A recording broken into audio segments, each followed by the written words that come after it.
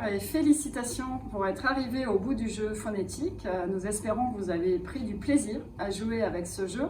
Et toi, Agnès, t'en as pensé quoi de ce jeu? Alors, ce que j'ai bien aimé, c'est que pour une fois, en fait, on ne parle pas que des problématiques environnementales qui sont liées à l'industrie électronique, on parle aussi des gens. On parle aussi des problématiques sociétales, sociales.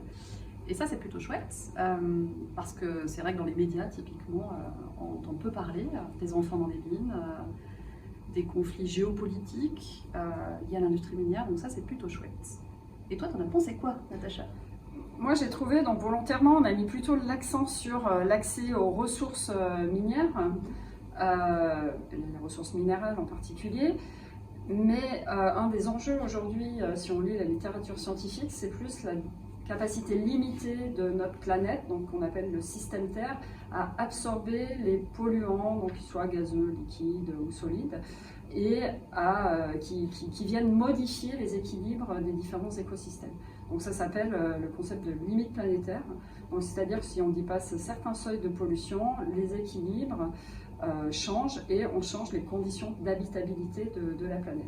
Donc on n'a pas trop parlé de ça, on a parlé un petit peu du changement climatique, mais il n'y a pas que le changement climatique. C'en est une limite, voilà, il n'y a pas que celle-là. Voilà, c'est ça. Donc par exemple, il va y avoir aussi l'acidification des océans, qui va être liée au fait qu'on émet du CO2 et ça va venir modifier les équilibres des océans. Le cycle de l'eau, par exemple.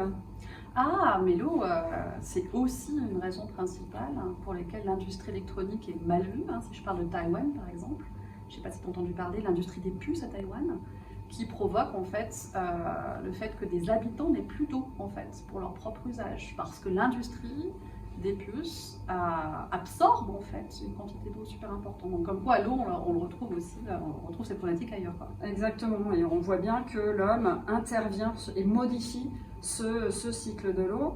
Et il y a certaines limites, comme par exemple la biodiversité, donc où l'homme va venir modifier, réduire la biodiversité. Donc ça, on va le voir par exemple avec les mines, typiquement.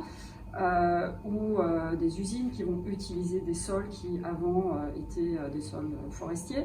Et en fait, le fait qu'on va modifier la biodiversité va rendre nos écosystèmes beaucoup plus vulnérables face au changement climatique, beaucoup moins résilients.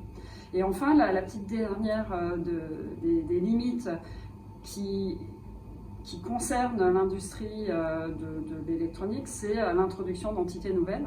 Donc ça veut dire que l'homme va fabriquer des molécules de synthèse qui n'existent pas à l'état naturel, qui va les rejeter dans les écosystèmes, et les écosystèmes n'ont pas les armes pour venir assimiler ces molécules. Et donc ça va créer tout un tas de dysfonctionnements ensuite dans les écosystèmes. D'accord. Et alors, pour finir sur une touche, une perspective un peu plus positive, qu'est-ce qui pourrait aujourd'hui exister, notamment dans l'industrie électronique, pour montrer qu'il y a quand même quelques espoirs? Alors déjà, l'axe législatif européen est assez intéressant en ce moment parce qu'il y a beaucoup de lois qui vont arriver, ou qui sont déjà arrivées, comme l'indice de réparabilité en France, qui poussent les entreprises à faire des choses qui durent.